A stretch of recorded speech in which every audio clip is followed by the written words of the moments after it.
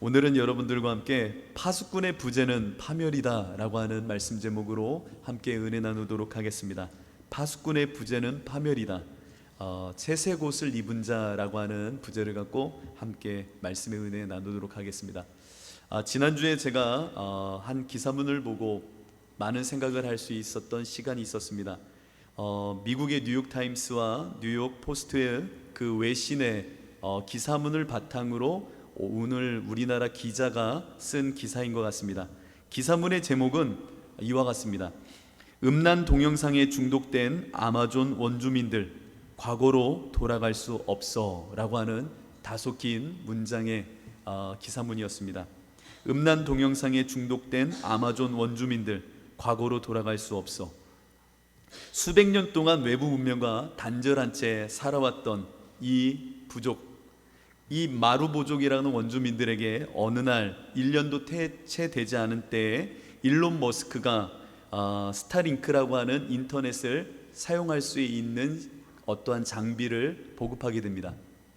얼마 전의 일입니다.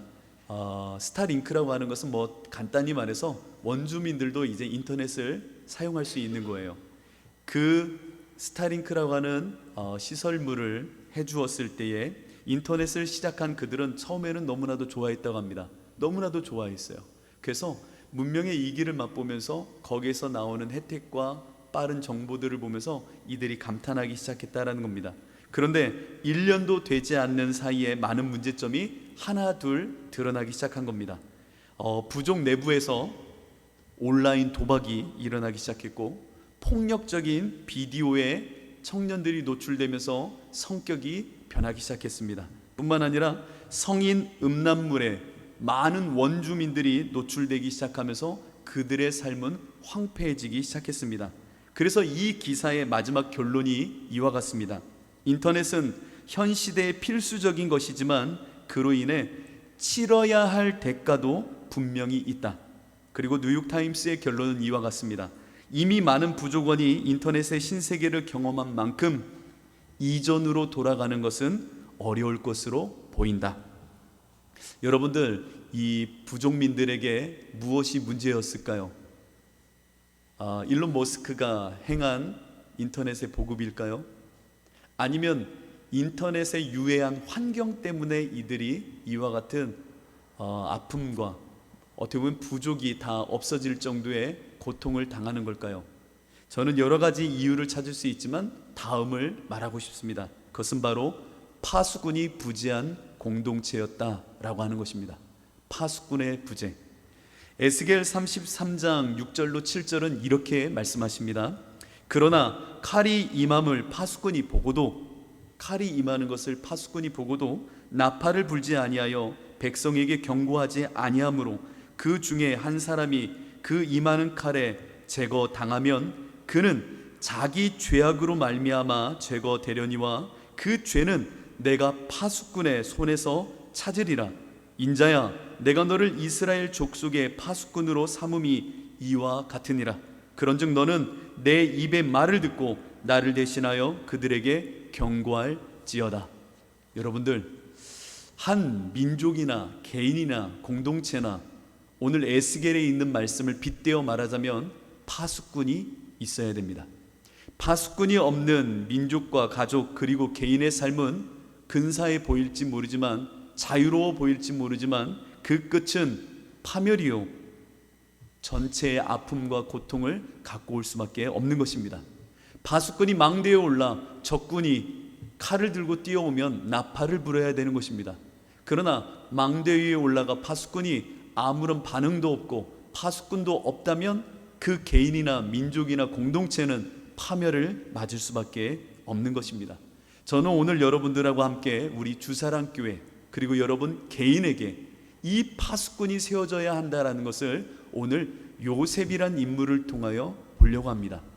요셉이란 인물은 여러분들 채색 옷을 입힌, 어떻게 보면 12명의 자녀들 가운데 유니크한 독특함으로 그를 구별시켜 이스라엘 공동체를 형성하는 데 있어서 중요한 역할과 책임을 감당하게 했습니다. 저는 이 요셉을 볼 때마다 생각나는 것은 바로 파수꾼입니다. 많은 해석학자들은 요셉에 대하여 다양한 문화적인 해석도 성서적인 해석도 하지만 제가 볼 때에 요셉은 이 야곱이라고 하는 이스라엘 공동체를 세워감에 있어서 유니크하게 정말 하나님께서 채색 옷을 입힘으로 파수꾼으로 세워 이스라엘 공동체를 형성케 하고 이스라엘 공동체를 미래로 하나님의 언약으로 이끌어내는 데 있어 중요한 역할을 감당케 했던 인물입니다. 그래서 오늘은 여러분들과 함께 이 구약에 있는 이 요셉의 이야기를 바로 파수꾼의 관점에서 보려고 합니다. 여러분들 우리 교회 안에 그리고 여러분들의 가정 안에 그리고 여러분들 개인 안에 이 요셉과 같은 역할과 그 책임과 그와 같은 사람까지도 세워내는 역할을 우리가 감당해야 됩니다. 특별히 우리 주사랑교회가 이제 세워져 가는 데 있어서 파수꾼의 역할을 감당할 하나님의 사람들이 직분자로서 세워놓으셨을 뿐만 아니라 또한 하나님께서 세워가시는 역사가 있기를 정말로 소망합니다. 오늘 본문을 보면 야곱의 족보는 이러하니라 라고 하면서 2절 말씀을 한번 보시기 바랍니다. 창세기 37장 2절에 있는 말씀을 한번 유독 주의 깊게 한번 보시기 바랍니다.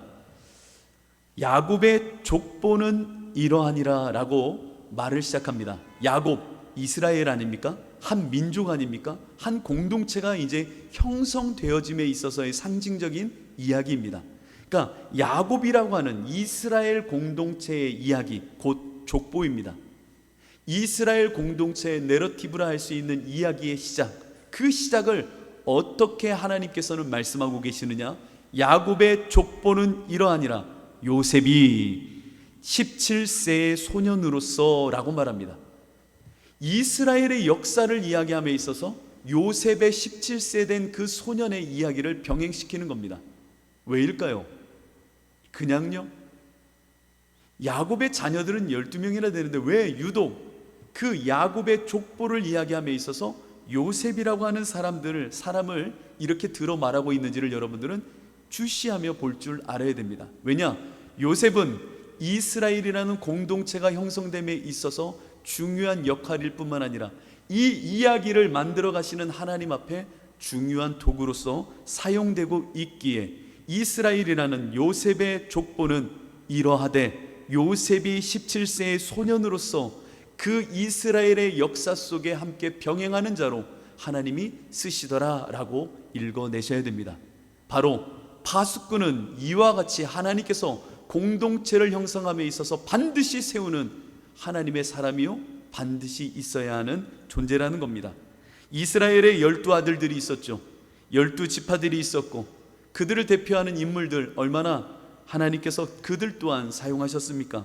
그런데 왜 오늘 야곱의 눈에는 요셉만을 더 보게 되었을까요? 여러 이야기가 있겠지만 오늘 본문을 읽다 보면 이 노년에 얻은 아들이어서 또 당시 자기가 진짜 사랑하는 여인으로부터 얻은 아들이었기 때문에 더 귀하게 여기지 않았을까라고 생각할 수도 있습니다만 그렇지 않습니다. 단지 그가 노년에 얻은 귀한 자식이기 때문에 사랑한 것이 아니라 이스라엘은 이 야곱은 요셉이라는 인물을 마음속에 새기며 그의 역할을 주시함으로 그를 바라보고 있었던 상황이 오늘 본문을 통하여 읽어낼 수가 있습니다. 우선 5절 말씀을 한번 보시기 바랍니다. 5절 말씀을 보면 요셉이 꿈을 꾸고 자기 형들에게 말하매 그들이 그를 더욱 미워하였더라 라고 말합니다. 그러니까 많은 형제 가운데 이 야곱이 볼 때에 요셉이 있는데 요셉에게 채색 옷을 입히고 그를 더 사랑하는 듯 보이니까 다른 사람들은, 다른 형제들은 이 요셉이 너무나도 미운 거예요. 어쩜 저렇게 편애할 수 있어? 요셉을 어떻게 저렇게 이뻐할 수가 있어? 형들은 그 요셉이 말하는 모든 것이 밉고 싫었던 겁니다. 그런데 요셉은요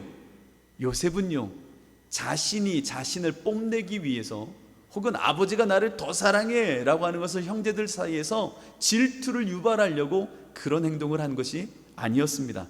2절의 말미에 보면 이렇게 나와 있죠. 형들과 함께 양을 칠 때에 그의 아버지의 아내들 비라와 실바의 아들들과 더불어 함께 있었더니 그가 누굽니까? 요셉이에요. 그가 그들의 잘못을 아버지에게 말하더라. 봐봐 고자질하는 녀석이네 라고 읽으면 안 돼요. 봐봐, 그 족보가 시작될 때 요셉의 역할은 고자질하는 놈이야. 아니에요. 그들의 잘못을 지적하고 말하였다라는 것은 야곱이라는, 이스라엘이라는 그 공동체의 뜻과 치리함에 집중을 시키고 그들이 흩어지는 것을 막으며 그들을 책망하며 조율함 속에 한 공동체를 이루기 위하여 지적하는 자로, 17세의 소년으로 그 당시부터 하나님께서 그를 사용하고 계셨다라는 겁니다. 파수꾼의 역할을 잘 보셔야 됩니다. 단지 요셉이 그냥 어리광장이로 생각하면 안 돼요. 17세의 소년이에요. 이가 한 공동체를 세움에 있어서 파수꾼의 첫 번째 역할을 잘 감당하는구나 라는 것을 읽어낼 줄 알아야 됩니다. 파수꾼의 첫 번째 역할이 뭡니까? 지적하는 겁니다. 공동체를 세움에 있어서 실수하거나 잘못되어지는 것을 정죄하라는 것이 아닙니다. 공동체의 온전한 세워짐을 위하여 늘 감시하고 그들 가운데 죄악과 허물과 혹은 전체를 흐트러뜨리는 그 이간질을 늘 지적하며 말하는 자가 파수꾼의 중심 역할입니다. 오늘 요셉은 채색 옷을 입고 구별된 자로 그와 같은 역할을 감당하고 있었던 겁니다.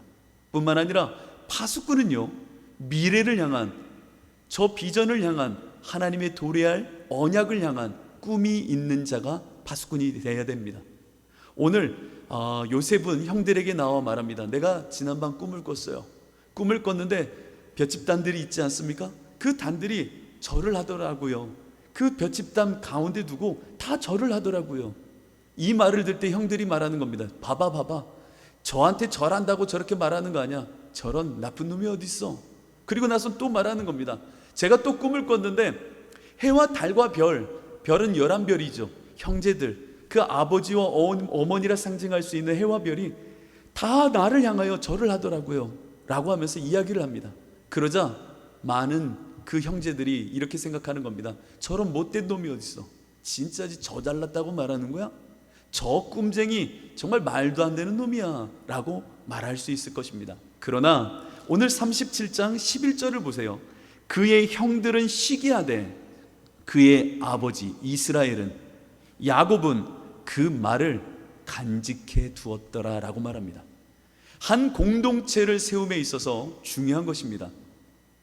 지적을 하는 첫 번째 역할과 함께 미래를 향한, 그 도래할 소망을 향한 꿈을 제시하는 자, 그가 바로 파수꾼입니다.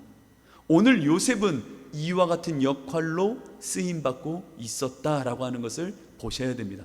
그래서 오늘 이 야곱은요, 그 요셉의 말을 간직해 두었습니다. 한 인물과 한 인물로 보지 마십시오. 이 요셉 채색 옷을 입은 자를 통하여 이스라엘 된 야곱은 그 말을 마음에 간직함으로 그 공동체가 형성되어짐을 이끌고 가더라 라고 하는 것입니다. 여러분들, 우리 주사랑교회 안에는 파수꾼이 필요합니다. 이 교회가 세워져 감에 있어서 파수꾼의 역할은 목회자의 역할일 수도 있지만 하나님께서는 여러분들을 채색 옷을 입히셔 여러분들을 파수꾼으로 세워 가십니다.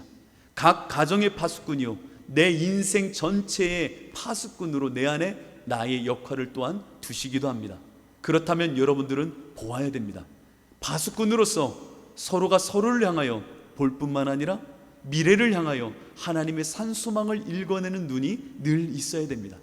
여러분들의 자녀를 향하여, 가정을 향하여, 남편을 향하여, 그리고 우리 주사랑교회를 향하여 하나님은 파수꾼을 세우시길 원하십니다.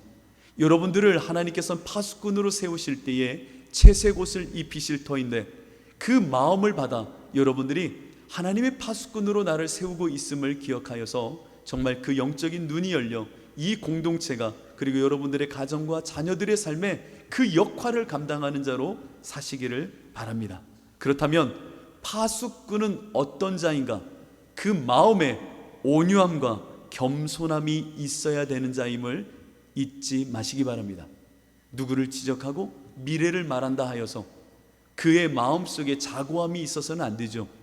파수꾼의 마음에는 늘 온유함과 겸손함이 필요한 것입니다.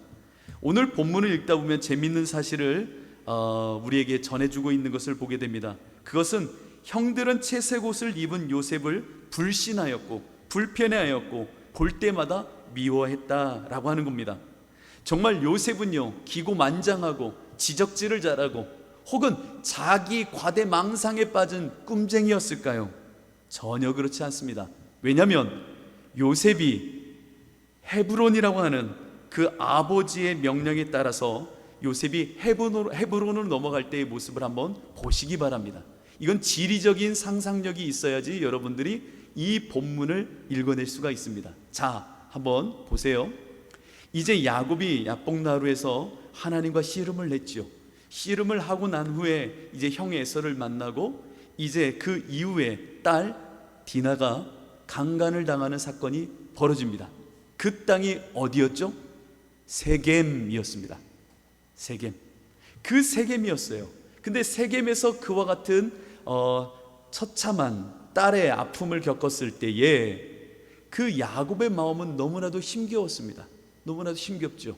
그러나 야곱은 아무 말도 안 했어요. 그때 그 디나의 사건을 보았던 오라비들이 마음속에 그 민족을, 부족을 다 죽여버리겠다라고 하는 마음을 갖게 됩니다. 그래서 그 부족에게 할례를 행하라고 하죠. 그리고 그들을 다 도륙해버립니다. 그 땅이 어디예요? 세겜 땅입니다. 그런데 오늘 본문 이하를 보게 되면 이제 야곱이 형들이 세겜 땅에 가 있으니 너는 가서 안부를 확인하고 그들이 괜찮은지 보고 오라라고 이 채색 옷을 입힌 요셉을 보내게 됩니다. 자, 여러분, 그 땅으로 정말 귀하게 여기는 이 요셉을 보낼 때에 이 요셉의 마음이 만약에 자고함과 자기 의의로 가득 찬 자였다면 갈까요? 안 갑니다. 그 땅, 그들이 우리 아버지를 바탕으로 한 우리 공동체를 다 죽이려고 했는데 형들이 그 땅 너머에 있는데 거기를 통과해서 그 땅 근처로 간다고? 나한테 죽으라고 하는 거 아니야? 혼자 거기를 채색 옷을 입고 간다고? 이건 말이 안 되는 거야 라고 하면서 아버지의 말을 거부할 만도 한 겁니다. 그렇죠. 그러나 요셉은 이스라엘의 파수꾼과 같은 자요, 그 공동체를 지키는 자이기에 아버지의 말씀에 온유함으로 순종하여 그 땅으로 갔던 겁니다. 대단한 겁니다. 아버지의 말에 그냥 철없는 철부지였다면 싫어요 막 색동옷 입고 싫어요 그런 게 아니에요. 아버지 가겠습니다. 형들이 나를 미워하고 형들이 나를 시기하고 채색 옷을 입고 있는 자이기에 늘 그 눈초리는 나를 소외시키지만 아버지의 명령이니 가겠습니다 라고 하면서 그 청년이라 말할 수 있는 요셉은 세겜 땅으로 갔던 겁니다. 그리고 형들이 있는 곳에 갔을 때에 형들이 뭐라고 합니까? 아우, 저 꿈쟁이 또 오네 어우 지겨워. 그때에 그들이 의논하여 요셉을 죽여버리자 라고 말했던 겁니다. 그 자리로 갔던 파수꾼 요셉의 모습을 보십시오. 그 마음에 하나님의 말씀이라면, 이 공동체를 위한 하나님의 역할이라면 그 온유함 속에 그들을 향하여 나아갔던 이 요셉의 모습이 우리 파수꾼들에게 있어야 합니다. 바로 여러분들이 파수꾼이라면 그 파수꾼의 마음에는 자고함이 아니라 이 온유함이 있어야 됩니다. 하나님의 말씀을 따라 나는 가리라. 그 땅에 가 주님의 말씀을 따라 순종하리라. 나는 겸손함으로 그들을 섬기리라 라고 하는 마음이 있어야 된다는 겁니다. 뿐만 아니라 이 파수꾼의 면모를 말씀의 끝자락에서 다시 한번 확인하는 사건이 또 하나 있습니다. 무엇이냐면 이 요셉이요, 형들이 죽이려고 했던 그 가운데 노예상에 팔려가게 되죠.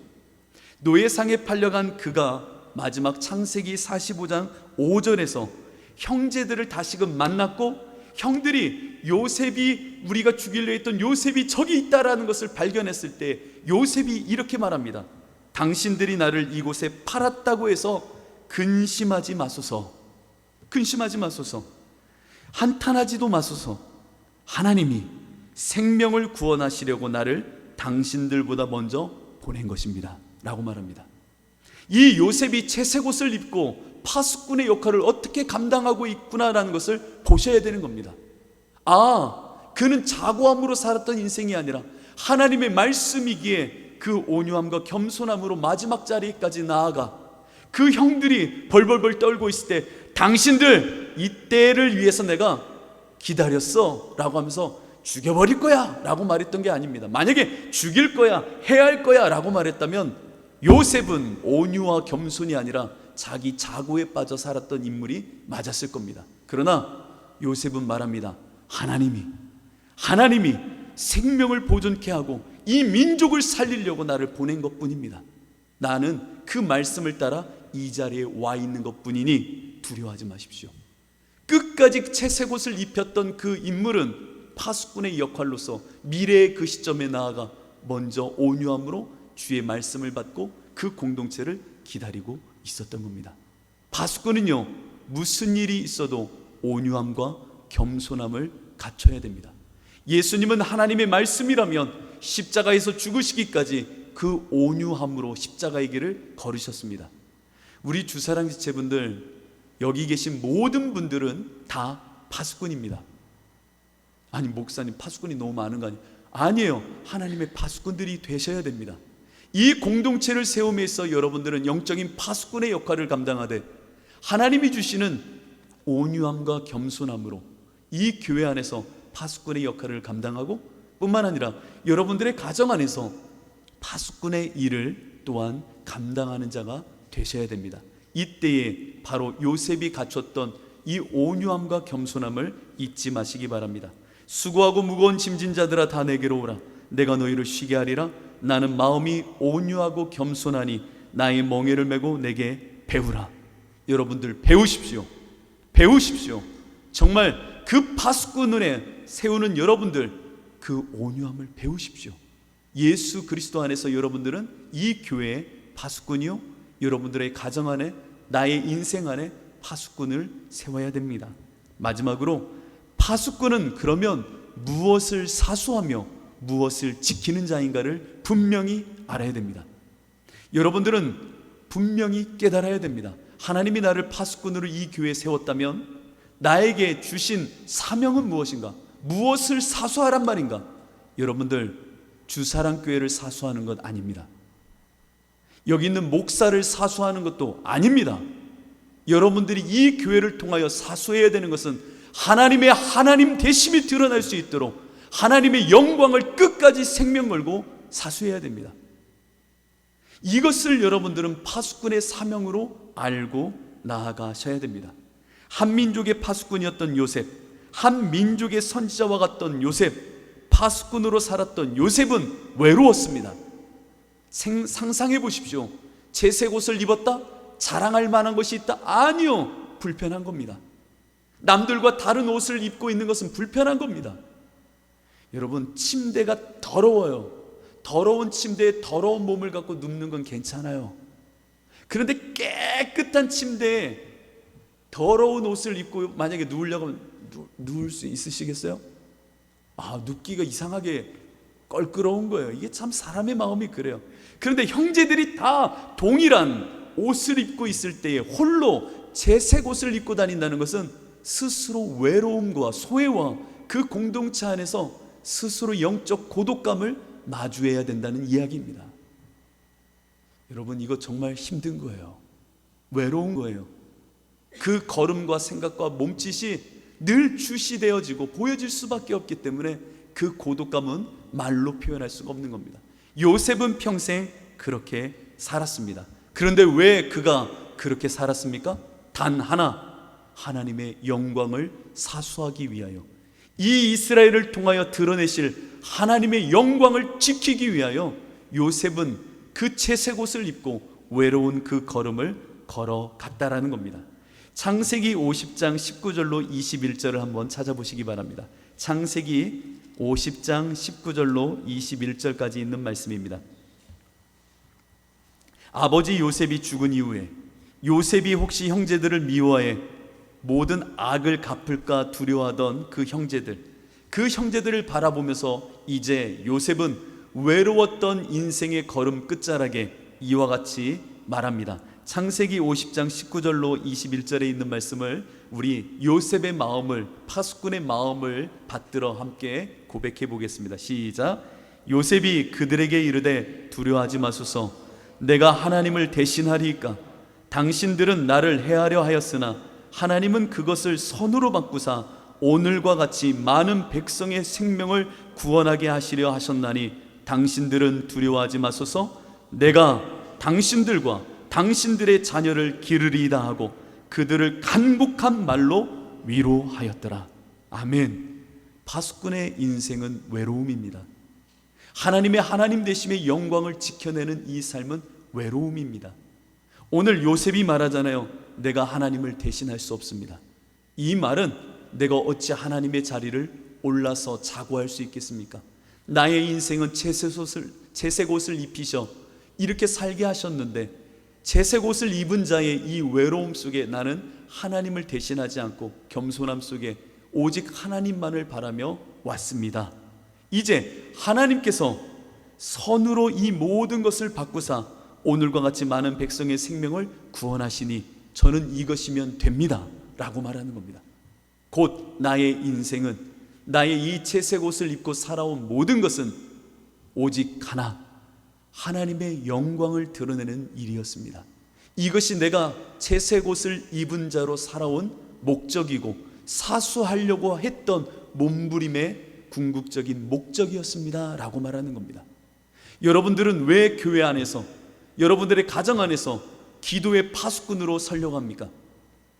그것은 단 하나, 이 가정 안에, 이 교회 안에, 내 인생 가운데 하나님의 영광을 사수하기 위한 것입니다. 우리 가정의 어떠한 복과 출세와 명예가 아니라, 이 교회의 양적인 성장과 성숙을 위한 것이 아니라, 양적인 성장만을 위한 것이 아니라 오직 하나님의 영광이 드러나기를 사수하는 것, 그것이 파수꾼의 사명이라고 하는 겁니다.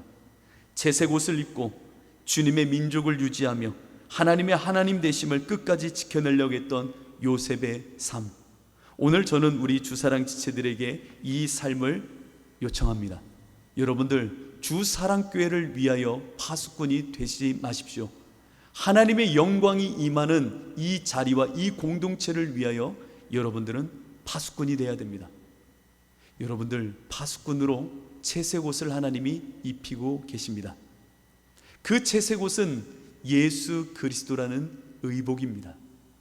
여러분들을 그렇게 입히십니다.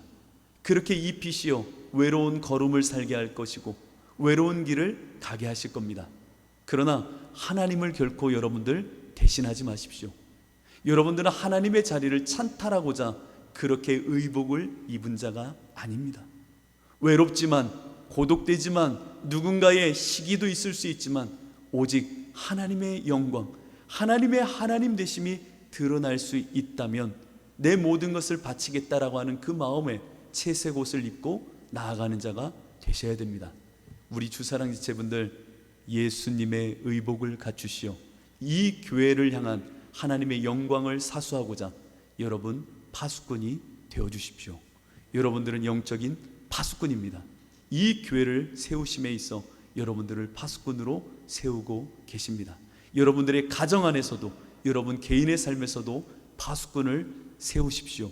파수꾼의 부재는 파멸입니다.